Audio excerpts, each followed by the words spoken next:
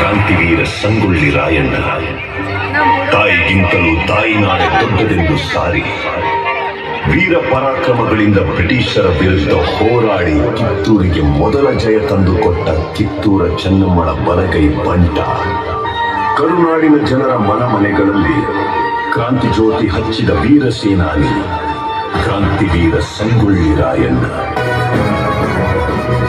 ವೀರಭೂಮಿ ದೇಶ ಮೆಟ್ಟಿ ಮೆರೆಯುವ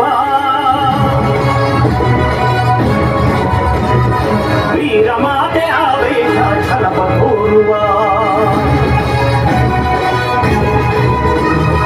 ವೀರಭೂಮಿ ದೇಶ ಮೆಟ್ಟಿ ಮೆರೆಯುವ ವೀರಮಾತೆ ಆವೇಶ ಛಲಪ ತೋರುವ ಪುಣ್ಯ ಭೂವಿಮಾನ ಪ್ರಾಣ ರಕ್ಷೆಗಾಗಿ ಶ್ರಮಿಸುವ ದೇಶಭಕ್ತಿ ಈಶ ಶಕ್ತಿ ಎಂದು ಸಾರಿ ಹೇಳುವ ನಾಡ ಶತ್ರು ನಾಶಕ್ಕಾಗಿ ಸಂಘಟಿತರಾಗುವ ಸಂಗ್ರಾಮ ಮಾಡುವ ವೀರಭೂಮಿ ದೇಶ ಮೆಟ್ಟಿ ಮೆರೆಯುವ ವೀರಮಾತೆ ಆವೇಶ ಛಲವ ತೋರುವ ಕರುನಾಡ ಸಿಂಹಗಳೇ ಜಯ ಕಲಿಗಳೇ ಈ ಭೂಮಿ ನೀವೇ ಎಂದೆಂದು ನಮ್ಮದೇ ಕರುನಾಡ ಸಿಂಹಗಳೇ ಜಯ ಕಲಿಗಳೇ ಈ ಭೂಮಿ ನೀವೇ ಎಂದೆಂದು ನಮ್ಮದೇ.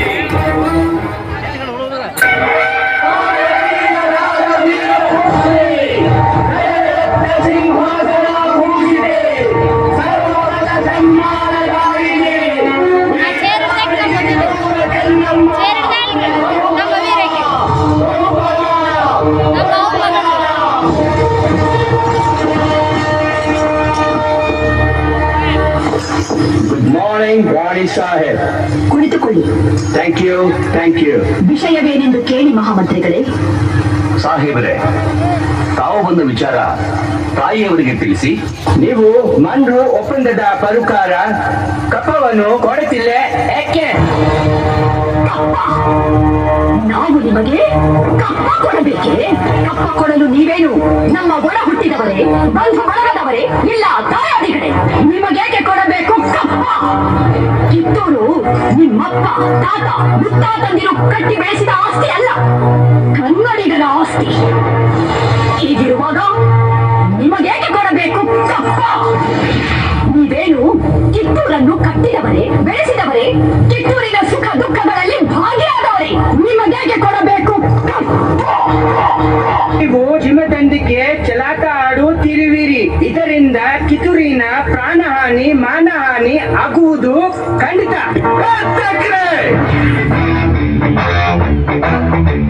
ಕನ್ನಡಿಗರ ಮಾನಾಭಿಮಾನ ನಿನ್ನಂತ ಕಚ್ಚಿನಾಗಿ ಗೊತ್ತೈತಿ. ಇದು ಕೆಚ್ಚದ ಕಲಿಗಳ ಬೀಡೈತಿ. ಅಂಜಿಕೆ ಎಂಬುದರಿಂದ ನಾಡೈತಿ. ಕಿತ್ತೂರು ದೇಶಾಭಿಮಾನ ಸ್ವಾಭಿಮಾನದ ಗೋಡೈತಿ.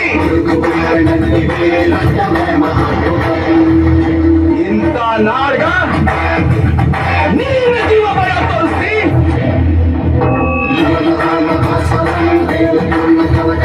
ಬದುಕುವ ಆಸೆ ನಿಮ್ಗೆ ಇದ್ದಂಗಿಲ್ಲ.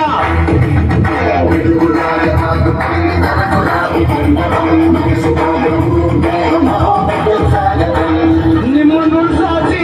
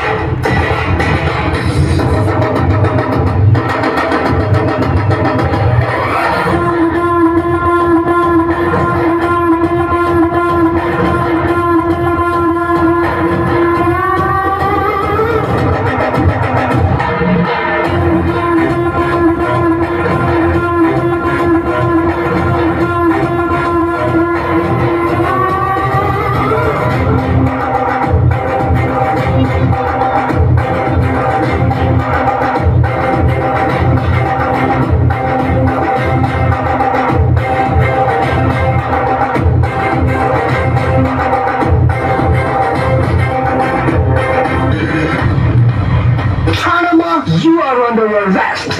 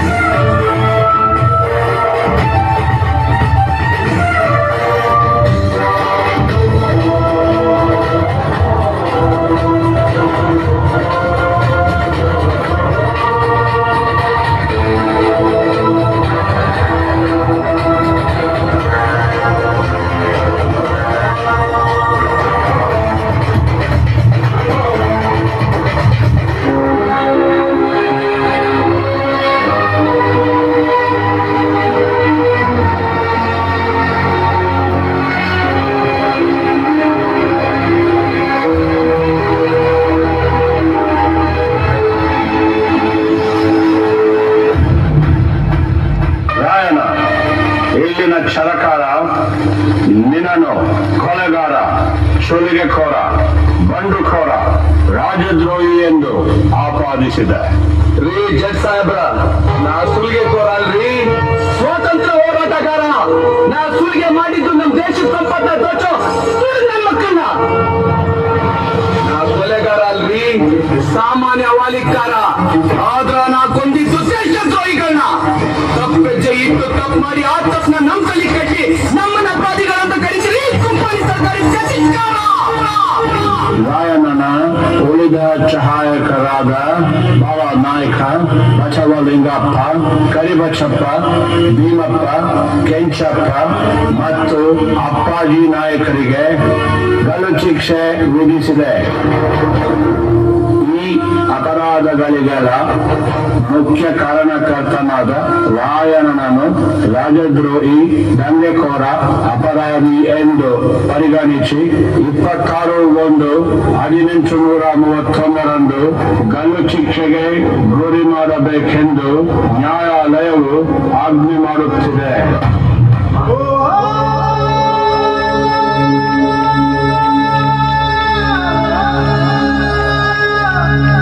ಜನವರಿ 26ರಂದು ಗಲ್ಲಿಗೇರಿದ ಸಂಗೊಳ್ಳಿ ರಾಯಣ್ಣನ ಕಳೇಬರವನ್ನು ಅಲ್ಲಿದ್ದ ಅವನ ಅಭಿಮಾನಿಗಳು ದೇವಲೋಕದ ಪಾರಿಜಾತ ಪುಷ್ಪಮಾಲೆಯಂತೆ ಎತ್ತುಕೊಂಡೊಯ್ದು ಸಮಾಧಿ ಮಾಡಿದರು.